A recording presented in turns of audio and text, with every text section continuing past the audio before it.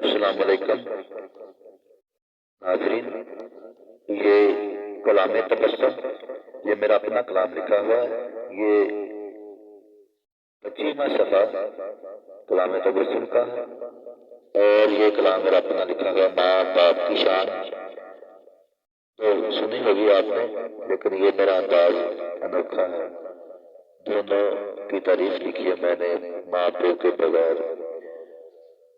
इंसान की जिंदगी कुछ भी नहीं है अगर वालिदैन की कदर करने वाले हो।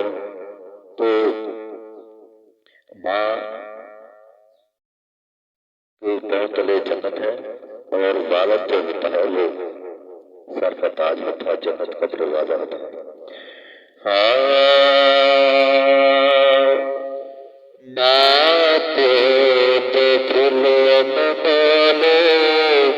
पाक नबी फरमाया,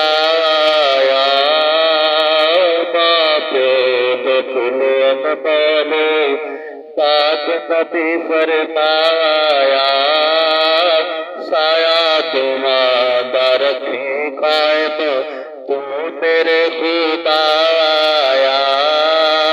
माँ प्यो दो फुलों में बोले, पाक नबी फरमाया, रखी कायम तू मेरे खुदाया।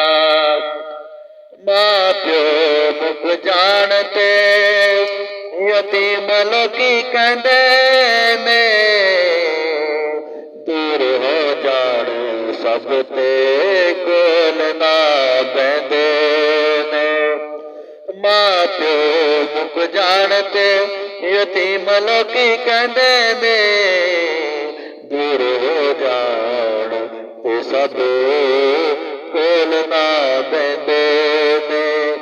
मापिया बाज ना किसे गल नल लाया, मापिया बाजो ना किसे गल नल लाया। माँ प्यो दो फुल अनमोल पाक नबी फरमाया।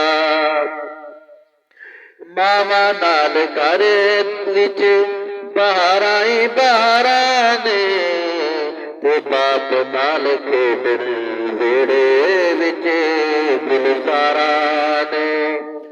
मावा नाल घर विच बहारा ही बहारा ने, ते बाप नाल खेडन वेड़े विच गुलजारा ने।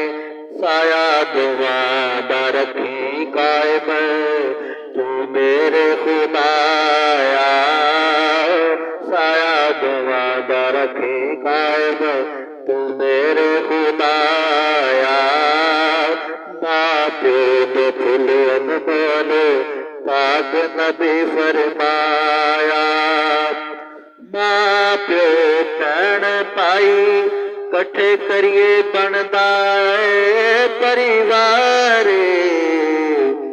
इन्हां दी रीस कर कोई नहीं सकदा भावें लोग हजार।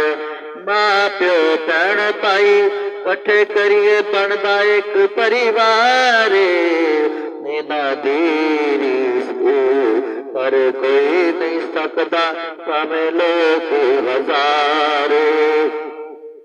इन्हां रिश्तियां दा सच्चा प्यार जिने पाया, इन्हां रिश्तियां दा सच्चा जिने प्यार पाया। माँ प्यो दे फुल अनमोल पाक नबी फरमाया।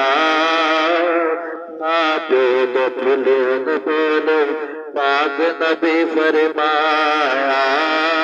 साया ना रखी कायम तो मेरे खुदाया।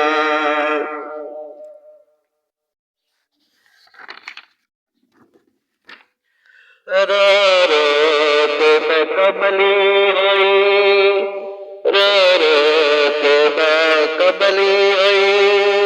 टुर गया सैया तो टुर गए मापे, मिलती नहीं किधरे कोई।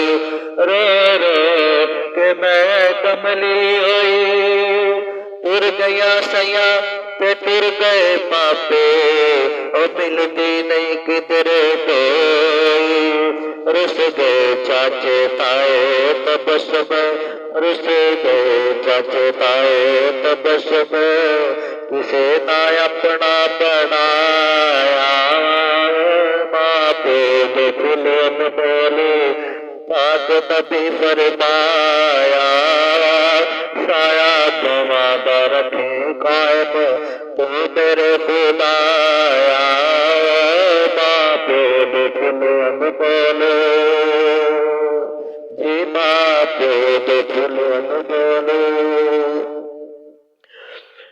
माँ प्यो की शान बयान की मैं अगर पसंद आए तो जरूर लाइक कर देना माँ प्यो वाले जरूर मुहब्बत करने वाले माँ प्यो के नाल जरूर मेरे चैनल को लाइक करेंगे ते नाले उस कलाम को अगे दूसरों तक शेयर करेंगे अपना ख्याल रखना अस्सलाम वालेकुम रहमतुल्लाहि व बरकातहू।